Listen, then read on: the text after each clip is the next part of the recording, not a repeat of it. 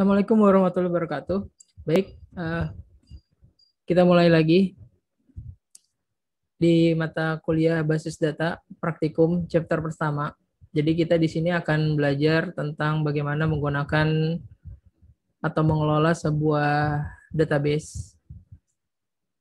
Nah, yang pertama yang kita lakukan adalah kita download dulu database management systemnya ataupun tools yang akan kita gunakan untuk mengelola database tersebut. Nah, kemarin udah sempat di-share database-nya. Nah, itu kalian tinggal install kemudian download database MySQL ataupun MariaDB-nya. Kita menggunakan SAM ya, XAMPP. Nah, setelah kalian download, kemudian kalian install, ikutin aja prosedur yang ada di sana. Nah, terus kemudian jangan lupa diketahui ya letak direktorinya di mana. Karena nanti kita akan mengaksesnya menggunakan command prompt. Kenapa kita menggunakan command prompt? Karena kita akan belajar bagaimana mengetahui sintaks ataupun query dari pengelolaan database tersebut. Kalau kita langsung ke database management systemnya, khawatirnya nanti kita tidak terlalu memahami query-query yang berjalan di belakangnya. Nah, setelah kalian install, kemudian sebelum menggunakan, kalian aktifkan dulu XAMPP-nya, Apache-nya, ataupun localhost servernya. Nah, ini kalian aktifkan Apache, MySQL, dan juga FileZilla-nya.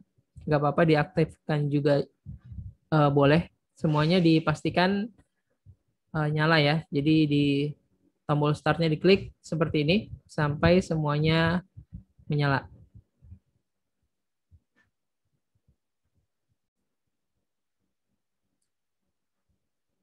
Terus kemudian kita masuk ke command prompt. Di sini kalian bisa masuk ke dalam command prompt atau di dalam search window-nya kalian bisa ketik cmd, kemudian akan muncul sebuah layar window ya. Nah, itu yang namanya command prompt. Nah, di sini kalian bisa melakukan komen-komen ataupun menulis sintaks yang akan diproses untuk pengelolaan database. Nah, di sini pertama untuk mengetahui komen-komen apa aja yang ada di dalam command prompt, kalian bisa mengetik help, kemudian enter. Nah, di sini akan muncul seluruh komen yang bisa digunakan di dalam command prompt, mulai dari change directory, terus kemudian make directory, terus kemudian menamakan directory dan segala macam. Di sini kalian bisa pakai atau di sini kalian bisa lihat ya. Biasanya yang sering digunakan itu change directory, kemudian change drive, terus kemudian view content. Kita pengen tahu konten dari sebuah directory misalkan. Terus kemudian membuat sebuah directory atau menamakan sebuah directory. Nah, itu biasanya komen-komen yang sering digunakan ya. Di samping ada mungkin nanti copy file, copy folder, delete folder, launch application, dan seterusnya. Nah, terus kemudian selanjutnya ketika kita akan menggunakan atau memulai mengelola database, kita masuk dulu ke directory tempat kita menyimpan database tersebut atau tempat kita menginstal database tersebut. Biasanya kalau menginstalnya di drive C, nanti dia otomatis terinstall di drive C, terus kemudian kita masuk ke dalam folder-foldernya. Contohnya seperti ini. Saya menginstalnya di drive C, berarti saya pindah dulu ke folder yang paling dasar dari drive C. Kita bisa menggunakan command cd ya, cd atau change directory. Terus kemudian kita bisa pakai tanda titik 2. Nah, ini untuk naik ke atas ke atas directory atasnya. Nah, sampai seperti ini, sampai kita sudah di drive yang paling dasar istilahnya di drive C tersebut. Nah, terus kemudian kita masuk ke dalam foldernya. Biasanya itu ada di dalam folder sum. Kemudian kita masuk lagi ke MySQL. Terus masuk lagi ke dalam folder bin. Enter. Nah, di sini ketika ada tulisan seperti ini, berarti kita sudah masuk ke dalam foldernya tersebut. MySQL, sum, MySQL, kemudian bin. Lalu kemudian selanjutnya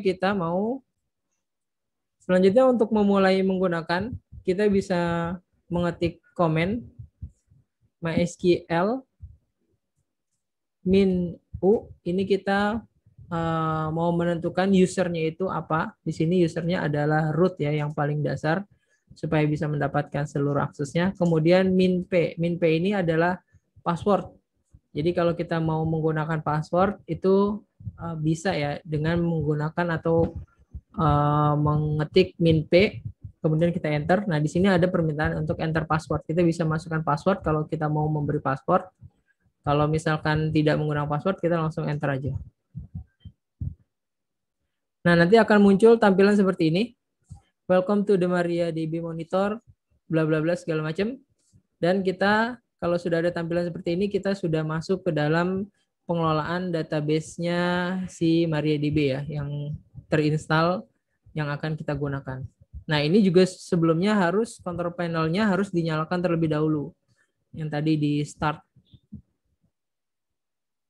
Kalau tidak dinyalakan, maka nanti ini tidak akan bisa diakses. Nah, terus kemudian setelah kita sudah masuk ke dalam database-nya, di sini kita sudah bisa melakukan komen-komen. Contohnya yang pertama, misalkan kita mau melihat ada database apa saja yang sudah ada di dalam MariaDB ini. Kita bisa menggunakan komen show databases titik koma. Nah, di sini kita bisa melihat ya, kalau di dalam MariaDB ini atau di database yang kita sudah install itu, di dalamnya itu ada database ini. Ya, ada phpMyAdmin, ada tes, segala macam. Nah, di sini bisa dilihat kalau ada sebuah database nih ya, sebelumnya saya sudah bikin nama database-nya tes. Nah, ini kita bisa hapus atau delete atau istilahnya di drop ya. Kita coba mau mendrop database tes ini. Nah, itu caranya kita mengetik komen itu drop database spasi nama database-nya yaitu tes. Jangan lupa menggunakan titik koma di belakangnya. Nah, itu sudah muncul ya. Nah, ini artinya query oke, zero rows affected. Nah, ini artinya sudah selesai query-nya benar dan sudah memberikan efek gitu ya. Maksudnya sudah berhasil. Di sini kita cek lagi database-nya, show database. Nama database tes sudah hilang atau sudah dihapus. Oke, selanjutnya kita mau mencoba membuat sebuah database misalkan.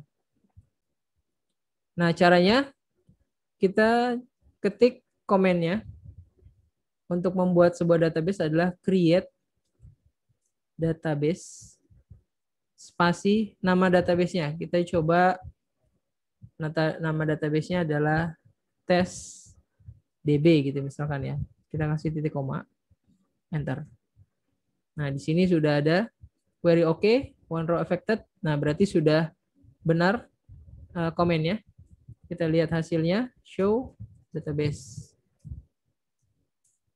Nah, di sini sudah terbuat ya.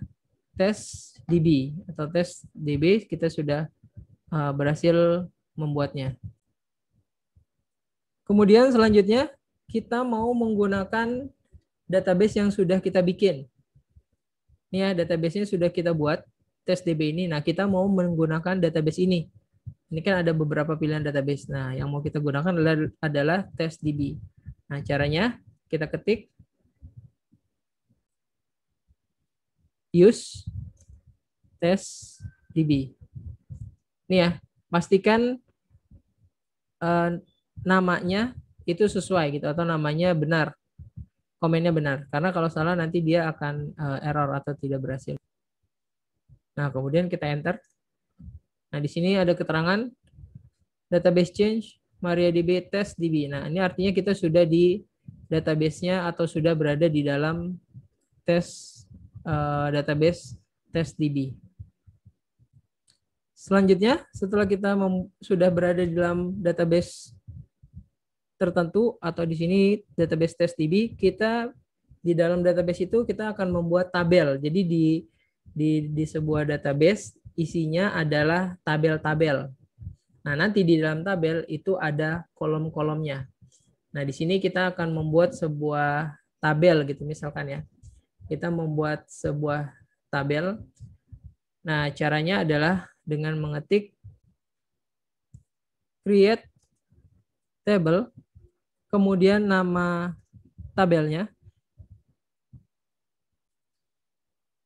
Nah, misalkan kita mau membuat sebuah tabel tabel diri gitu ya, tabel tentang diri atau tabel mahasiswa lah misalkan, tabel yang menampung data mahasiswa. Nah, di sini kita kasih nama create tabel mahasiswa. Kemudian kasih kurung buka. Terus selanjutnya biasanya di dalam tabel itu nanti ada kolom-kolomnya. Nah, contohnya misalkan mahasiswa itu dia punya NIM ya. Untuk identitas diri yang paling unik gitu ya. Jadi kita mau mencatat atau mau menampung data mahasiswa, nah perlu satu buah kolom yang menampung data yang paling unik, yang paling berbeda dengan data-data ataupun dengan identitas lainnya. Contohnya di sini mahasiswa yang paling unik itu adalah NIM-nya.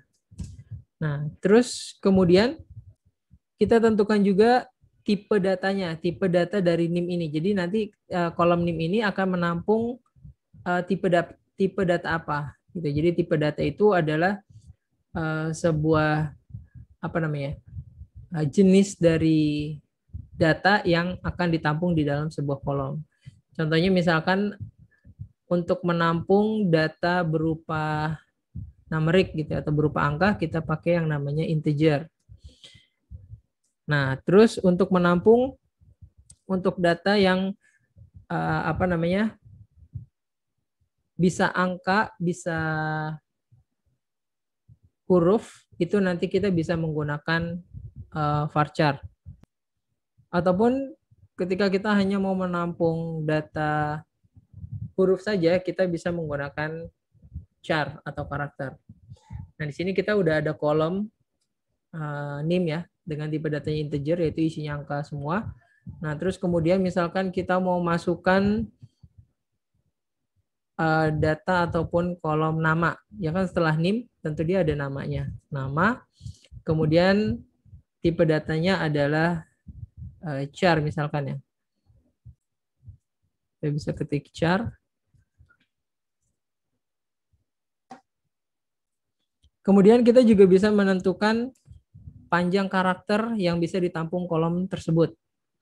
Atau tidak ditentukan juga bisa. Nah, cuman kalau misalkan kita mau menggunakan kolom tersebut dengan panjang yang agak panjang, kita bisa menentukan berapa banyak karakter yang bisa ditampung. Misalkan di sini nama itu bisa menampung 50 karakter misalkan. Nah, ini kita tentukannya seperti ini. Nah, terus kemudian kita mau memberi kolom apa lagi? Alamat misalkan. Alamat. Nah, alamat ini kan tipe datanya dia bisa ada huruf, bisa ada angka. Kita gunakan varchar. Nah, misalkan panjangnya juga 100 karakter gitu misalkan. Karena alamat agak panjang gitu ya. Terus kemudian kita bisa tambahkan kolom kota misalkan. Nah, ini kita pakai varchar, boleh 100 juga. Terus kolom hobi. Misalkan hobi ini char ya. Kita kasih 100 juga. Setelah itu kita akhiri dengan kurung tutup. Terus jangan lupa titik koma.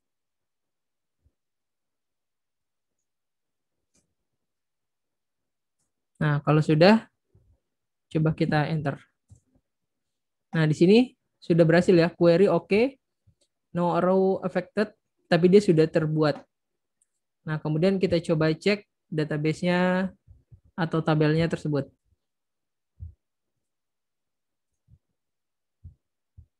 Itu dengan mengetik show table.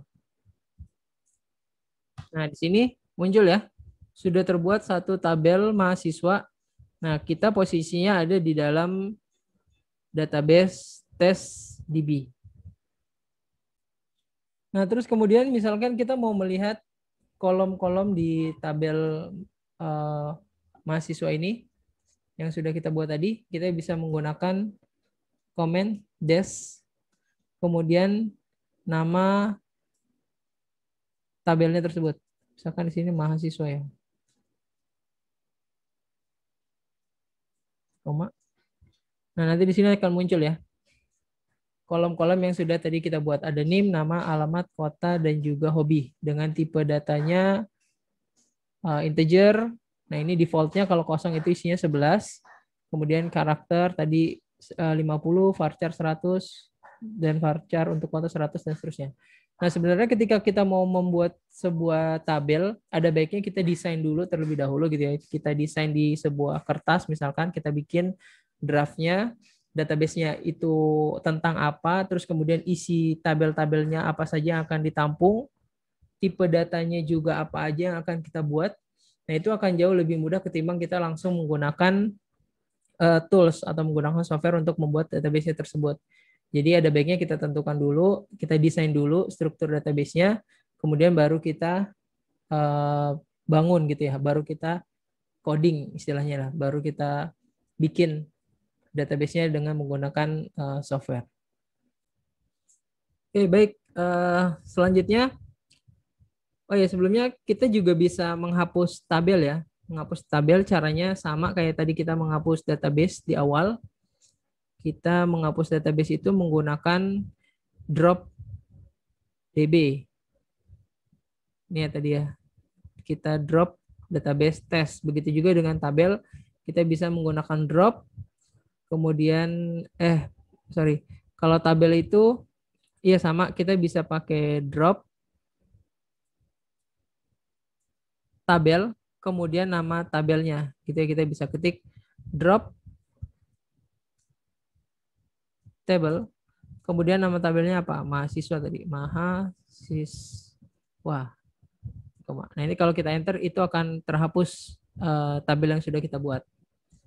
Cuman kita nggak akan menghapus. Tapi kalau kalian mau mencoba, bisa aja nanti bikin lagi. Nah, terus kemudian kita coba sintaks alter.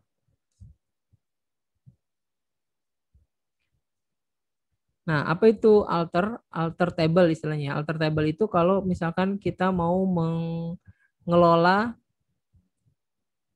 si tabel tersebut. Contohnya kita mau menambahkan kolom gitu ya. Misalkan ini sudah terbentuk ya. Nah, terus kita mau menambahkan nih, oh ada yang kurang nih, kita mau nambahin kolom baru. Gitu misalkan. Nah, itu nanti kita bisa menggunakan alter. Contohnya misalkan kalau kita mau menambahin satu kolom lagi, kita bisa pakai alter table. Terus kemudian tabelnya tabel yang mana? Tabel mahasiswa. Terus kita mau ngapain? Mau nambah kolom baru. Kita pakai add. Terus kolomnya apa namanya? Contohnya misalkan kolomnya namanya cita-cita gitu misalkan. Kita pakai cita aja. Terus tipe datanya misalkan char 10.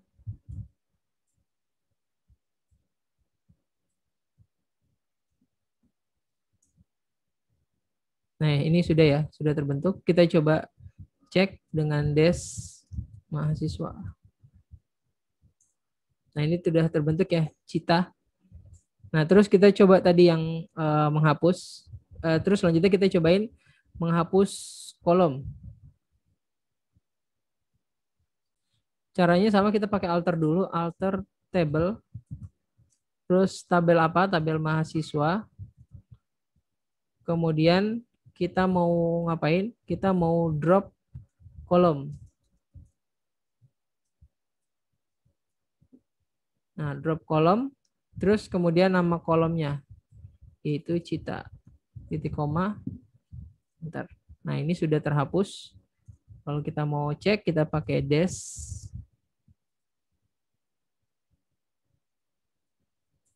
Des mahasiswa.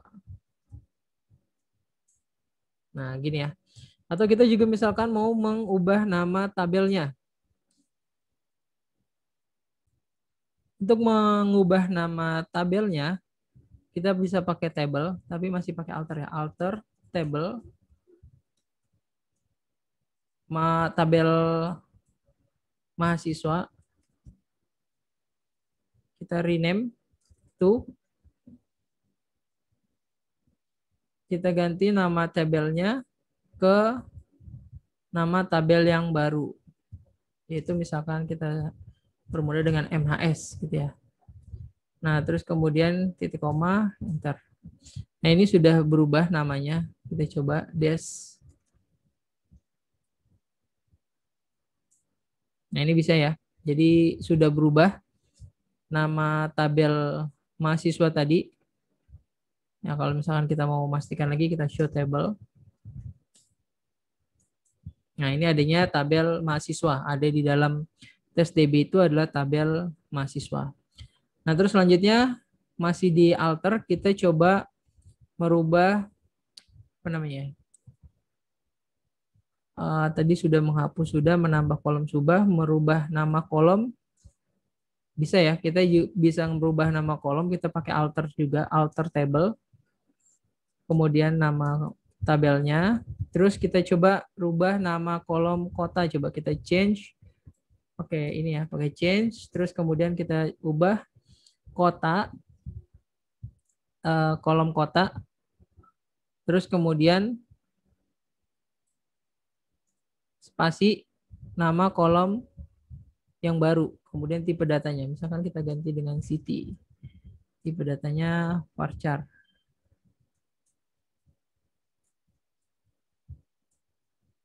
Nah, ini sudah berhasil. Buat yes.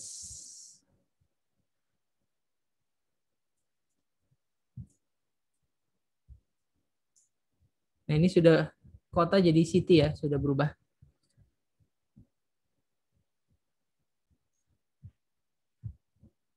Terus kemudian langkah selanjutnya kita sudah bikin tabelnya, kita sudah bikin database-nya, sudah bikin tabelnya, sudah masukin kolom-kolomnya, kita sudah coba merubah-rubah.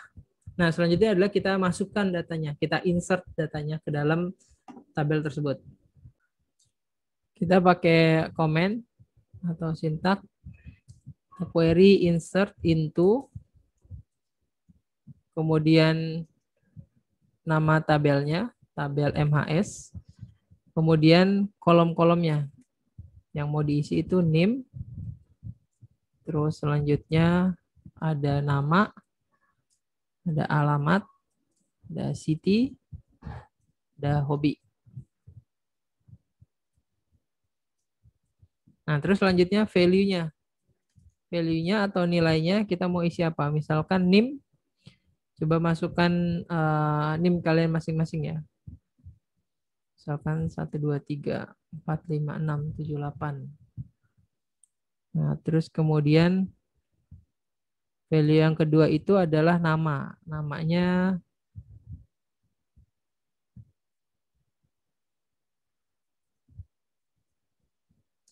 terus selanjutnya alamatnya. Misalkan alamatnya jalan.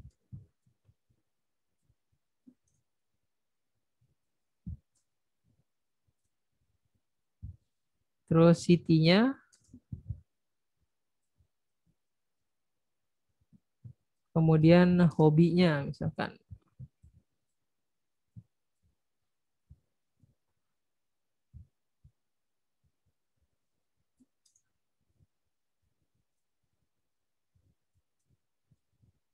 Oke, terus kalau sudah titik koma kita enter. Nah, di sini misalkan nih ada error nih. Coba misalkan kita cek ya.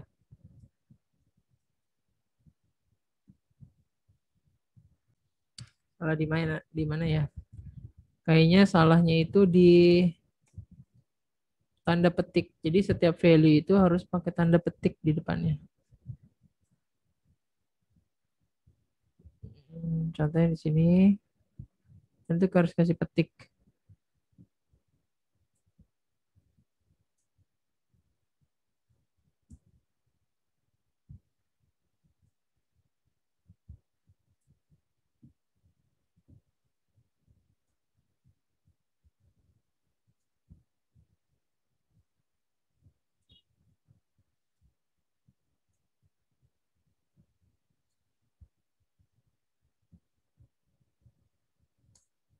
Nah, benar ya.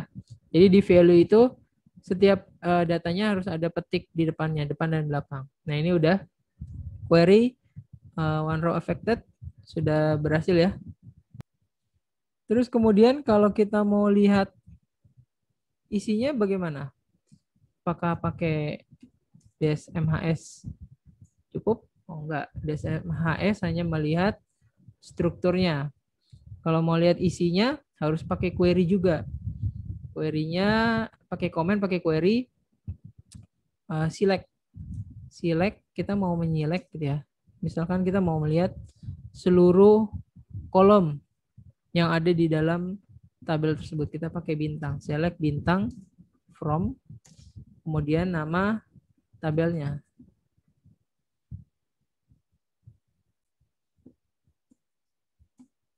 Nah, ini kita lihat ya, ini udah terisi tabel mahasiswa, tabel MHS di database TestDB ini udah berisi, ada NIM-nya ini, namanya ini, alamatnya ini, kota atau city-nya ini, dan hobinya ini. Ya. Nanti kita bisa manipulasi lebih banyak data lagi dan lebih banyak jenis cara manipulasinya ataupun mengolah datanya. Mungkin sampai di sini dulu materi kita hari ini. Nanti kalian bisa mengerjakan tugasnya terkait dengan praktikum database hari ini. Kalian bisa coba-coba juga dengan percobaan-percobaan yang lain. Sampai di sini saya cukupkan. Terima kasih. Selamat siang. Assalamualaikum warahmatullahi wabarakatuh.